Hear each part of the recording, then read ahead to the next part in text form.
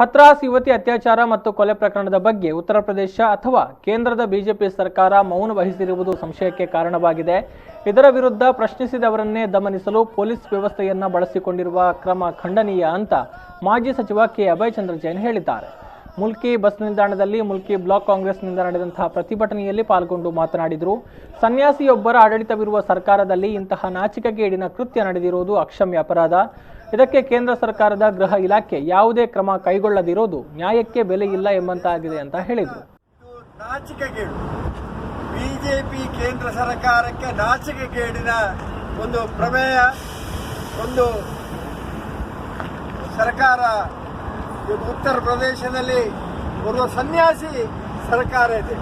ಆ ಸನ್ಯಾಸಿ ಸರ್ಕಾರದಲ್ಲಿ ಹೆಣ್ಣು ಮಗಳ ಇವತ್ತು ಮುಲ್ಕಿ ಬ್ಲಾಕ್ ಕಾಂಗ್ರೆಸ್ ಅಧ್ಯಕ್ಷ ಧನಂಜಯ ಮಟ್ಟು, ಕೆಪಿಸಿಸಿ ಸದಸ್ಯ ವಸಂತ್ ಬೆರ್ನಾಡ್, ಜಿಲ್ಲಾ ಮಹಿಳಾ ಕಾಂಗ್ರೆಸ್ ಅಧ್ಯಕ್ಷೆ ಶಾಲೆಟ್ ಪಿಂಟೋ, ಯುವ ಕಾಂಗ್ರೆಸ್ ಅಧ್ಯಕ್ಷ ಹಕೀಂ ಕಾರ್ನಾಡ್, ಮುಲ್ಕಿ ಪಟ್ಟಣ ಪಂಚಾಯತ್ ಸದಸ್ಯರಾದ ಪುತ್ತುಬಾವ ಹಾಗೂ ಕಾಂಗ್ರೆಸ್ ಇಂಟಕ್ ಮುಖಂಡರು, ಕಾರ್ಯಕರ್ತರು ಪ್ರತಿಭಟನೆಯಲ್ಲಿ ಪಾಲ್ಗೊಂಡಿದ್ದರು.